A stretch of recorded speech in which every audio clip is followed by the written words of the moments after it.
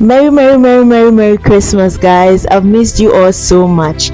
Welcome back to my channel. My name is Richel Ohenewaa Attafuah, and today we are doing something different. So we are going to have a beautiful talk with a beautiful woman of God who's going to share her journey through the thick and thin, what she went through during her pregnancy journey. So stay tuned. Hi. Hi, Ra. Thank you so much for being here today. So happy to have you. You look beautiful, by the way. Hey, thank you. You as well. Thank you for having me. Thank you so much. This means a lot. Can you please tell us a little bit about yourself? For sure. So I'm Adraine. Currently reside in Ottawa. Married with 2 kids, and by day I'm an analyst. At night, no, not at night, during the weekend I plan events for kids, and yeah, that's me. Nice. I'm gonna pause. Okay, so thank you. It was nice introducing yourself. So tell me, what was the first emotion you felt when you found out you were pregnant? I was shocked because I didn't know. I was planning my friend's wedding, so I was super stressed for the whole 2 months. So it never crossed my mind that, oh, you haven't seen your period because you're pregnant. I was just like, oh, it's because I'm stressed. And for her wedding, I was carrying like heavy things, like just living my best life basically. So when I found out, I was shocked, but I'm like, I'll deal with this after I get, not deal with it like deal with this, no, like, I mean, I will think more on it after vacation, because literally the next day I was going on vacation for 6 weeks. So I said, I can imagine. I was super shocked, but yeah, but I was happy at the same time, because I felt like my oldest was at an age where he needed like a sibling. So I'm like, yeah, I'm happy, but vacation first. Very necessary. Very. Okay, so tell me, if you could describe the season in one word, what would it be? Eliasa. That is the word. What is that? So it's good question. So before I actually got married in 2020, God had woken me up like in the middle of the night and asked me to go to a particular chapter in Jeremiah. And I read the chapter he directed me to, and he's like, okay, write down the 3 names that stood out to you. And I wrote down the names. And he's like, those are going to be the names of your children. So from there on out, I knew what gender I was going to have and what their names meant. I didn't think much, because some of the names I'm like, okay, like my first son, Elnathan, which means gift from God. I'm like, okay, yeah, everything is a gift from me, so why are you giving me this name?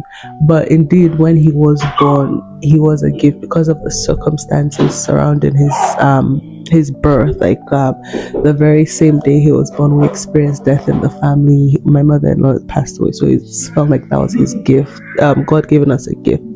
So now my second born, the name he gave to me was Eliasa. So that's why I said I would describe this season as Eliasa, which means the doing of God, or made by God. So this season was really the doing of God for me.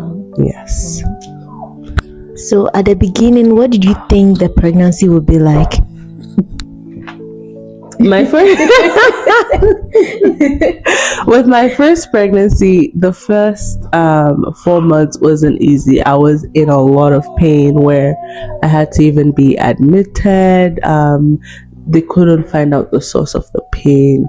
So with my second pregnancy, I'm like, I'm not gonna do this and this and this. That led to what happened with my first. I thought I was going to have like a breeze, like an easy pregnancy, but it quickly turned into a high-risk pregnancy. Yeah. So what was the hardest part of the pregnancy no one else noticed? I think for me, the hardest part was not knowing what was to come. And what I meant by that is every day they would come to the room to ask me for our decision. are you keeping the baby? What is so what, like the decision aspect? So you don't know tomorrow what would happen. Anything can happen. Like, would the baby decide to come out? Because it was left in the baby's hand, like when he comes out, right? So I think for me the hardest thing was not knowing what each day held. It was like a guessing game, like not guessing game, but like what is going to happen today. And yeah, that was it. Just taking it one day at a time. So was there a moment where you felt like you were tired or afraid, like really scared? No. Wow. I wasn't scared. I wasn't afraid. I wanted to just know what was going to happen today.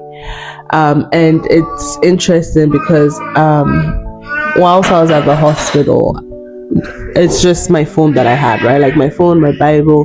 So how I kept in touch with the outside world was my phone. So my friends would call, and I know my friend from Regina, she would call. She's like, Adraine, you don't even make it look like you're going through this. Like, why are you so like happy? And so there was never a point where I was scared after the first day. So let me be clear, like the first day when I was admitted, yes, there was fear. There was the thing of, oh my goodness, why is this happening to me?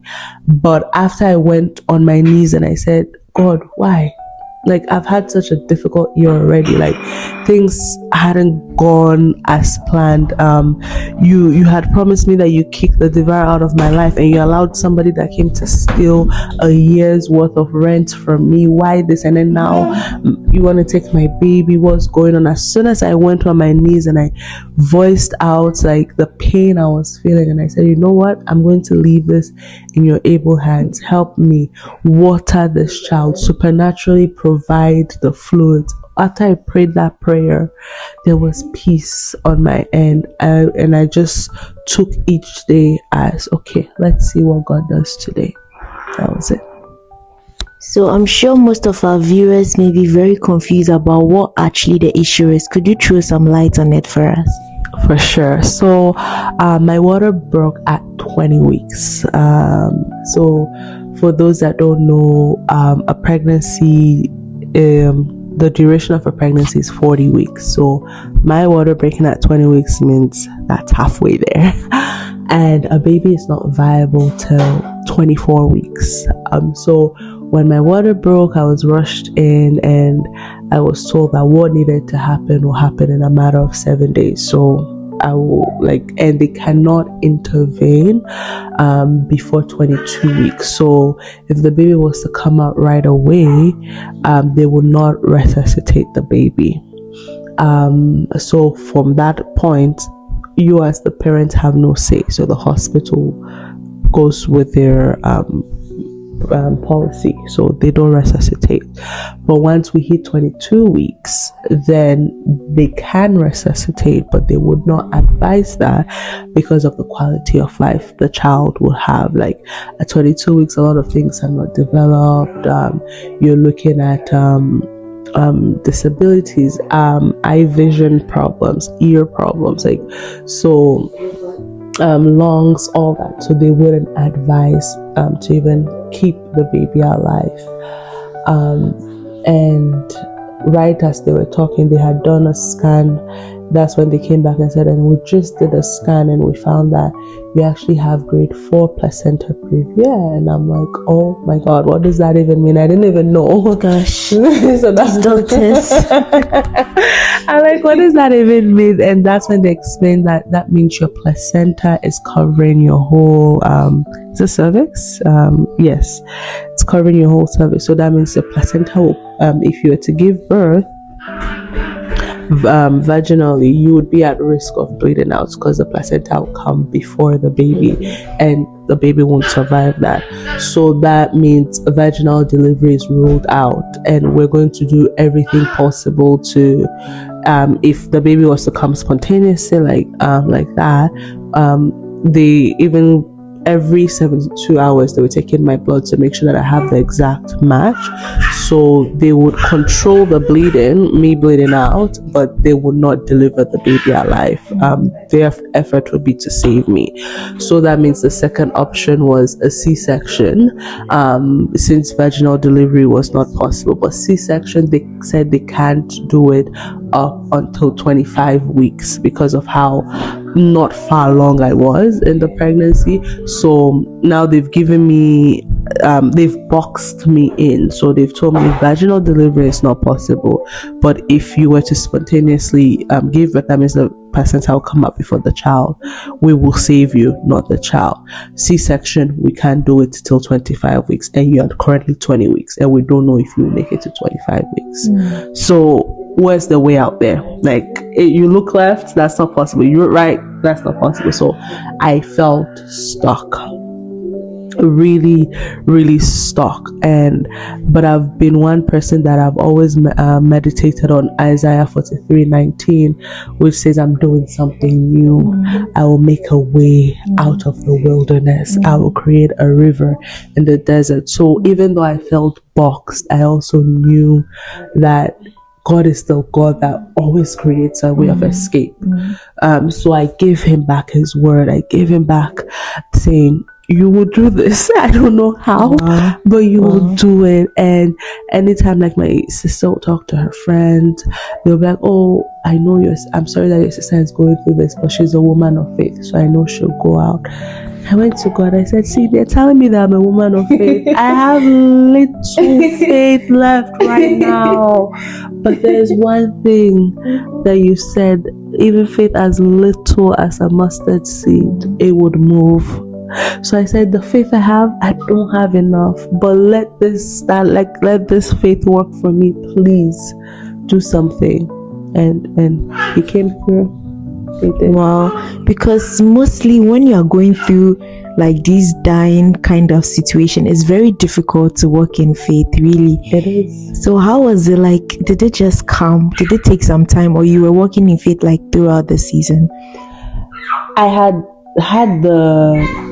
it's a good question. I had that season where I was angry at God. So to give you a backstory, 2024 was already hard for me, because prior to in 2023, a very good tenant that I had, they bought a house, so they were going to move out, which I was very happy about because it was like a success story. When I was screening this tenant, based on what you see, you tell yourself, no, I won't rent to this tenant. But I took a chance on them.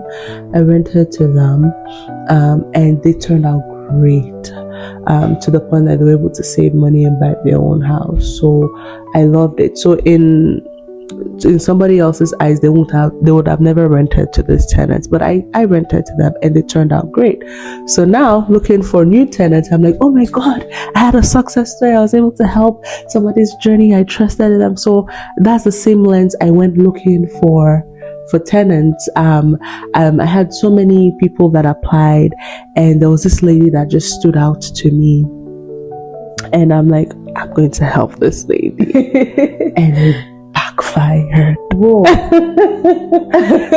It backfired. This lady I didn't know that was the beginning of I would call it the Midianite spirit. You know, when the Israelites will work, they will till the ground, and then the Midianites will come and take everything they've harvested. The Israelites did not enjoy their work, their labor. Like somebody just came to take everything away. That was the beginning of that for me.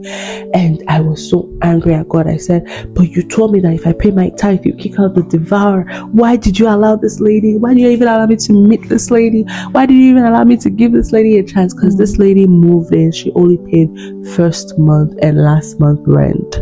And she didn't pay rent for 11 months. In addition to not paying rent, she destroyed the house. So in total, my credit score was going down. So in order to keep the house, I had to tap into my line of credit to be paying the mortgage, to be paying the bill she wasn't paying, to be paying, it was just a huge loss because we spent over 150,000 just keeping up with the mortgage payments, keeping up with the to renovate the house after she finally moved out. We took her to the board, the LTB, the landlord and tenant board. We had to hire legal professionals. That legal fees are not cheap, they're so expensive. Yeah, I heard. And then we had hearings where she went to appeal, and then they now had to, instead of her moving out, they had to have another hearing, and just so many things. It took a whole year to get her out. So I was already so angry at God. You made me have such a rough year with this lady. We've lost a lot of finances. There's so much plans that we had, but all that just fell through because there was no capital, no money, and your credit score is going down. So I was really already angry at him, and I had stopped I won't say serving him, I had just taken a step back.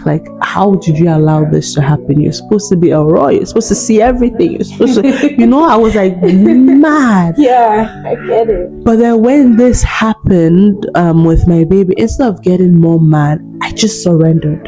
It was a matter of surrendering when I'm I don't have anybody else, I don't have nowhere else to seek for help. You have to help me, God. It was my last resort. It was a wake-up call. So when you ask that, did the faith just come? No, I had no option. I had no other option. I tried staying angry at him.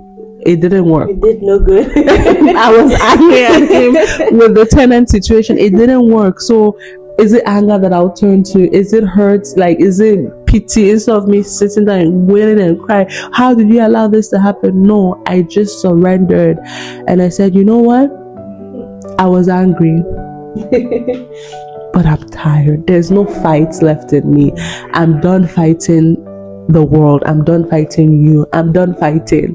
I'm done. I just need you to step in. And yeah. Wow, this is so beautiful. This is so beautiful because it's very difficult to surrender to God, especially when it seems like what you were trusting Him for just fell in water.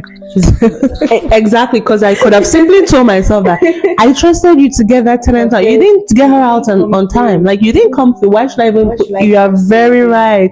Why should I trust you again? But like I said, I was done. I had fought. When I mean fought, I had fought with my flesh, humanly possible. I had fought being in His presence, spending time with Him. I had fought what I mean, I lost faith in God. I lost faith in God. I also lost faith in human beings. I used to be somebody that was so giving. I loved being a giver. I loved helping. I loved encouraging. But then now I just started looking at God's people a weird way. I'm just yeah, these are the people you created. They're wicked. You yourself said it. They're wicked at heart. So I just started seeing people in a different light, God's creation in a different light. So that I won't say hatred, but that hurt and bitterness against God and those He had created. I'm see your creatures, see. But I needed to drop my stone. I had stones in my hands, I was ready, but I needed to drop that. Yeah. So tell us, once you decided to surrender to God, can you tell us how it was, what happened, how did this I know everything ended successfully, of course, but how did it all flow through? Like I said, after that first night, I can remember perfectly well, November 3rd, 2023, after that first night when I went on my knees, I was supposed to be in bed, but I was just nah, because everybody at that point, everybody had gone home, the doctors had left my room, they had put me on complete bed rest at this point, at the hospital. I'm not allowed to move, just be lying down. So doctors had gone, nurses had gone, my husband had gone, I was left alone. Now it was me, my thoughts, God, and my speakers for music. And after I prayed that prayer, when they say out of your belly, I prayed. When I mean I said, God, why me? And I stated everything. I brought my case where I'm just I stated everything, but I said, I'm trusting you. And then I started to declare, like I was declaring like a well-watered garden, because at that point they were telling me that there's no fluids, right?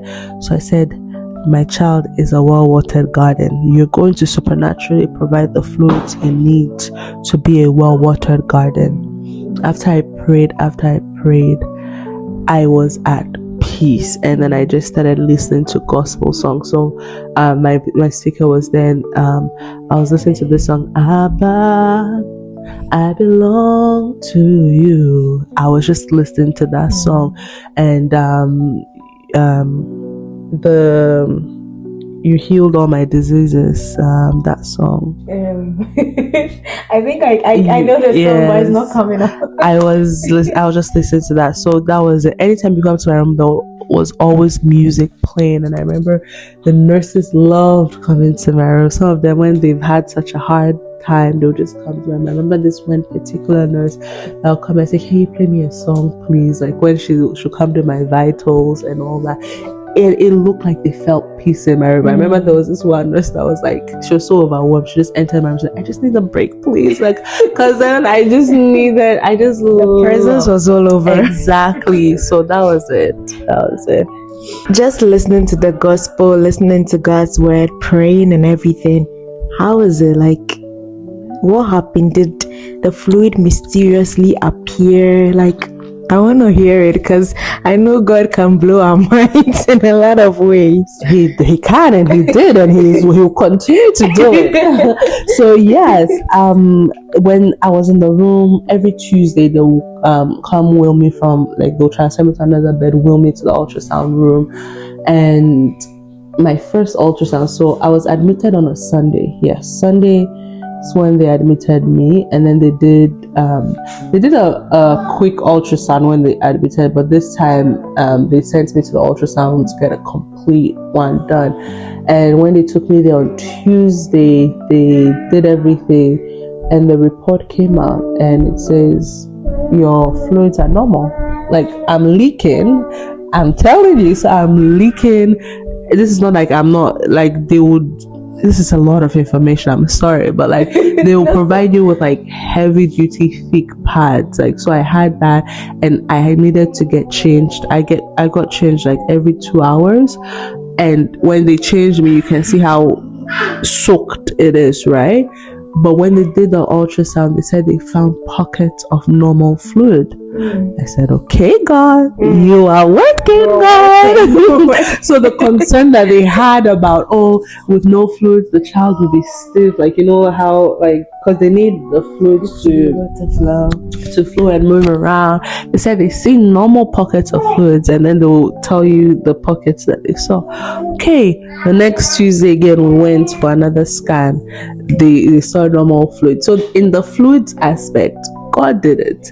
But now the big one that remained was the placenta. Remember, now I have placenta proof. It's the placenta. So the first scan they did, the placenta was still completely covering it. Like, it's just the placenta you'd see.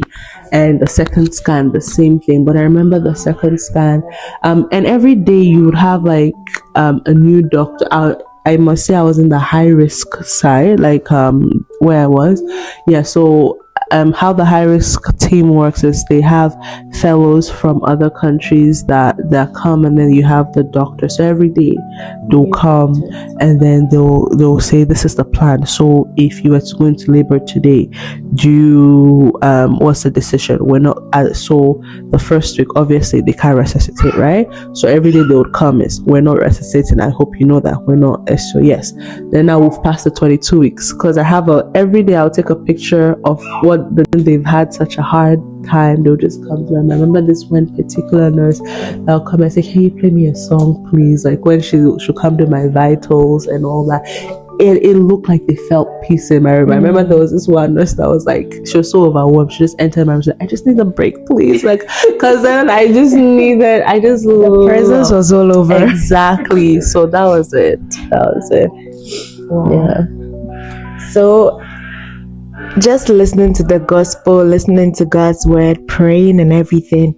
How is it? Like, what happened? Did the fluid mysteriously appear? Like, I want to hear it because I know God can blow our minds in a lot of ways. He can, and he did, and he'll continue to do it. So yes, when I was in the room every Tuesday, they'll come wheel me from, like, they'll transfer me to another bed, wheel me to the ultrasound room.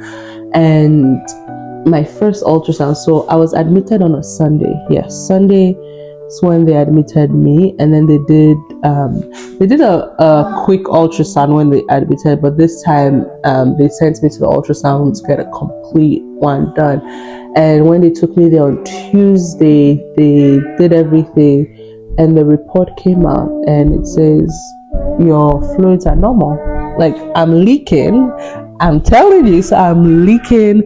This is not like I'm not, like, they would, this is a lot of information, I'm sorry, but like they will provide you with like heavy duty thick pads. Like, so I had that, and I needed to get changed. I got changed like every 2 hours, and when they changed me, you can see how soaked it is, right?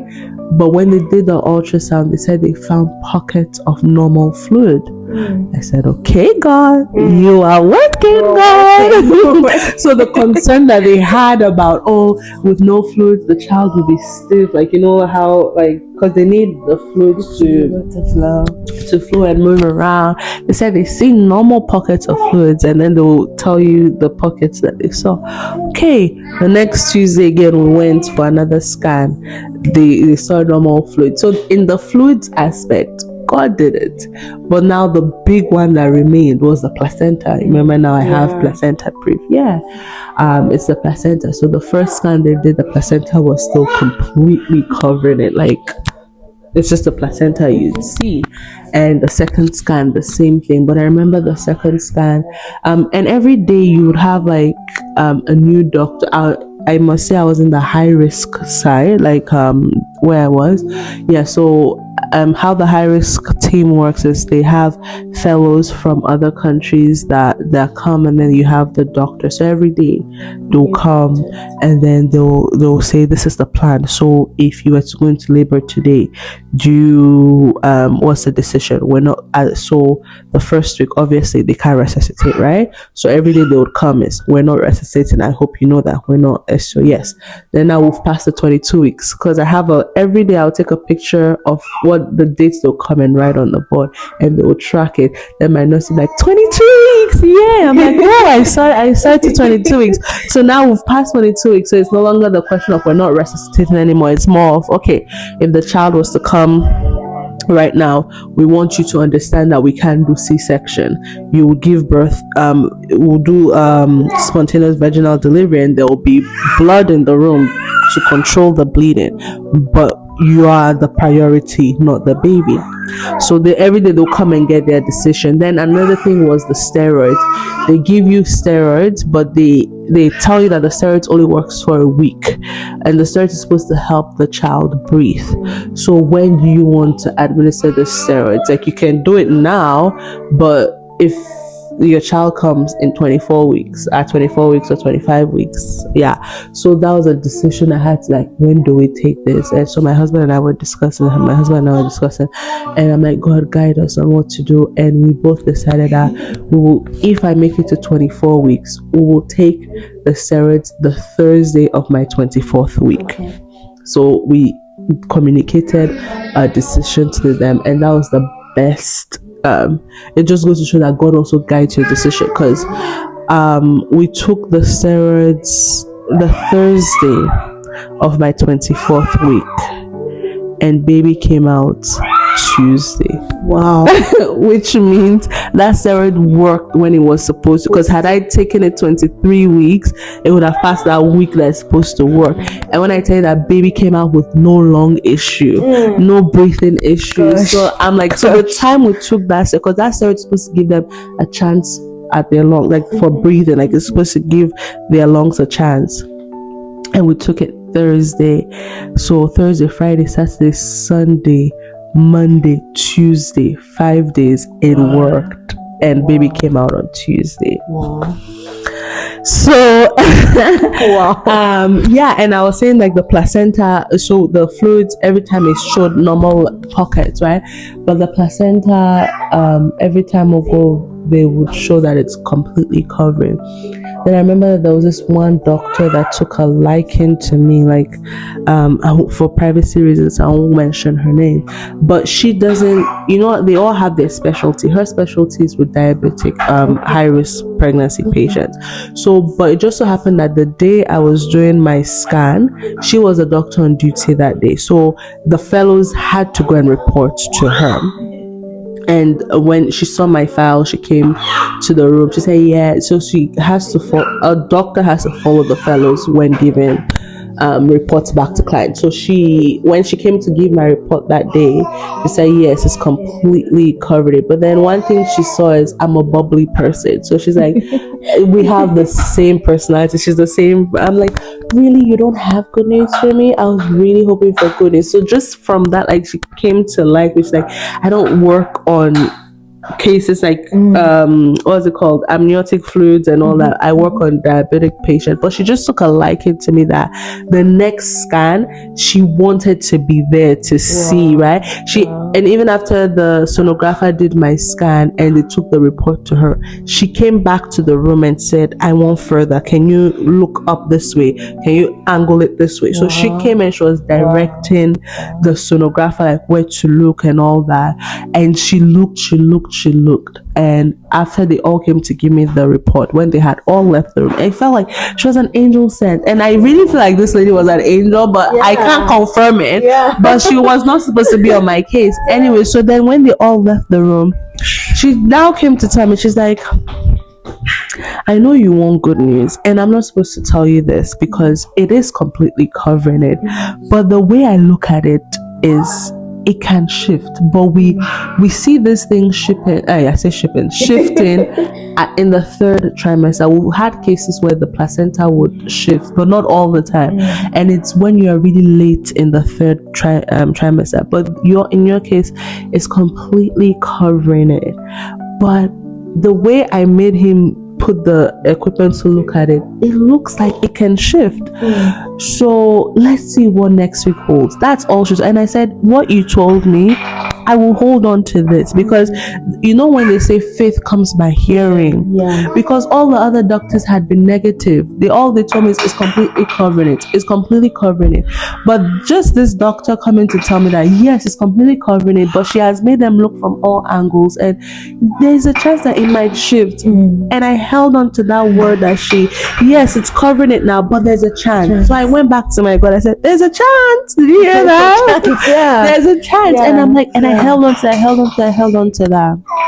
Then the next week they did my scan. So now we're in the 4th week. So I believe at this point I'm 24 weeks, right? The next week they did my scan, and because I held on to that word that doctor told me, when they checked, they said, it has shifted, but it hasn't shifted enough. So like, let's say it's here. They said it has shifted here, but that's not enough. It's 8 mm. They need it to be like this, but something that was like this has come like this. Wow. Right? You know? So it hasn't shifted enough. Like, they kept saying, we've seen it shift a little bit, but that's not enough it's not enough space. And I think they had measured at 8 mm. I don't know what that means, but they wrote it there. But I said, this is good news. This is great news, actually. So I just want to encourage people, faith comes by hearing. Had that lady, that doctor, not come to tell me like, there is a chance, like, hold on, like, hear good news. And one thing I did is I blocked my Instagram from showing me any content in relation to PPROM. So PPROM is premature rupture of membranes, because that's what I had. I didn't want any content in regards to it. I didn't want any content about babies in the NICU. I didn't want any content about death, baby's death, nothing. I really preserved what I heard, what I saw, everything. Like, I preserved all forms of communication from me. I only wanted good news. So it had shifted just a little bit, and the next time they did the scan, they said it's the same. It hasn't shifted more. It's still 8 mm, and yeah, I still held on to that. Like, according to them, it hasn't shifted to the point where vaginal delivery is possible, but it had shifted just a little. And lo and behold, one day I woke up 25 weeks, 2 days.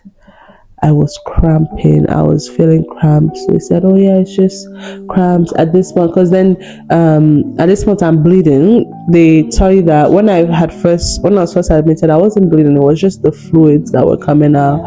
Then they say, "Okay, there'll be concern if we start seeing reddish fluids coming out. That's when there's a concern."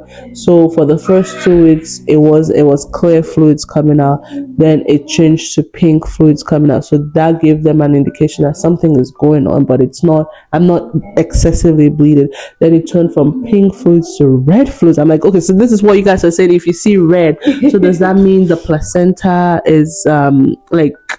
I was just so. I wanted to understand. I've progressed from clear to red. Now it's red. Then they'll come and do their checks. Like, okay, they don't want me to bleed out, but it's so I'm cramping. They strapped me in to monitor my contractions. They said they don't see anything coming in their system. I said I can feel it because with my first, I was induced and I made it till 7 centimeters without epidural. So I know the pain that I felt with induction was very painful. And this pain I'm feeling, this cramp I'm feeling feels very similar to that pain I'm feeling. So please, I know something is going on. They strapped me, they said they can't find any contraction. So I started tracking my contractions myself, and they were a minute apart. Like, it was really painful. That's when they transferred me from my room to the delivery room, and then they said, okay, we're going to give you some magnesium to try and slow down whatever is happening. When they checked, they said I was 1 centimeter dilated. I said, you see, I told you something is happening.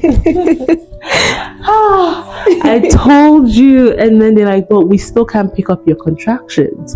And I'm like, even that's the 1 centimeter that you're telling me, I highly doubt I'm 1 centimeter dilated because of how painful it was, more painful than my first. And at this point, because I had made it to 25 weeks, we had already signed that we will take the C-section.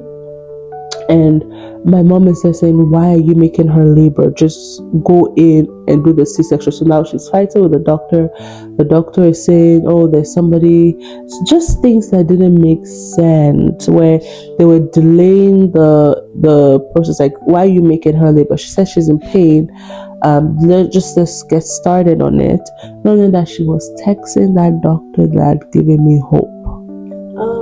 The doctor on duty that night was a fellow, so she was texting that other doctor saying, this patient, your patient that you like is here, and she's saying, and that the doctor was telling her, please try and, like, not stall, but try and see if it can happen vaginally. But I was in so much pain because she had faith that if he had shifted, it can happen. But I was in pain, and as my mom and the doctor were arguing, I said, I feel something. And the nurse was so kind to me, because at this point, she's also annoyed that while we keep it, like, at least let's give her epidural. She's saying her pain is really, like, bad. So let's give her something. But at that point, they couldn't give me epidural because it was happening, like, it felt like it would come. I'm in so much pain and I couldn't sit still. Like, I was screaming. My mouth was dry, like no spit in my mouth. I was like done. Like, I was in so much pain. Then when it goes away, it's like I'm in another realm, and this realm felt peaceful, like I was floating in that realm. And then the pain will come again. I'll come back and I'll hear my mom's voice, and then I'll go back to the other realm. It just felt so peaceful in that realm. I wanted to stay in that realm, but then I just said, I feel something. And when they checked, somebody that they said was 1 centimeter, I was just 1 centimeter dilated. When they checked, the baby's head was there. Whoa. So everybody now in the room is shocked, like, how did the baby slip out? Yeah. So now I had to, like, push, and the baby came out, my placenta came out, and it was just, they had to rush baby right away to the NICU because they weren't expecting.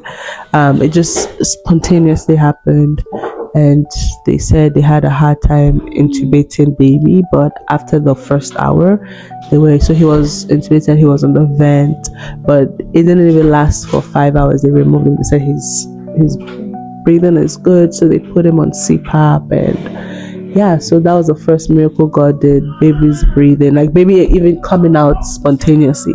That was the first miracle. Then the second miracle was his breathing was, he didn't need to be on the vent, like they just put him on CPAP. And I'm just forever grateful to God. But now that baby's in the NICU, it's another, like, I was discharged the next day, so now that meant I had to be coming to the NICU every day. And in the NICU too, they said they found a brain bleed, they found a foreign thing in his brain, like that shouldn't, like, they were just telling me things that they found. I said, okay, thank you. As soon as they're telling me, I went back to God. I said, God, by December 31st, that brain bleed they found, let it resolve. That foreign thing they said they found in his head scan, let it resolve. Lo and behold, by December 31st, they came to me and they said it has resolved itself. We don't see the brain bleed anymore. We don't see the white foreign object that we had seen anymore. Even his heart, they said PDA, AS this, that. But they looked, by the time we were discharged, no, like the discharge papers, I can show it to you. The things that they had listed, not found, resolved, not found, resolved, when he was being discharged from the NICU. And someone that was born 25 weeks only stayed 69 days in the NICU. 69. And I'm like, God, you did this. Like, and everybody in the NICU is so shocked. Like, when he was getting discharged, like he could take his bottles, he could, like, no heart issues, no breathing issues, nothing. And I'm like, God, this is only you. Like, he really showed up and showed out. Yeah. Wow, this is wow.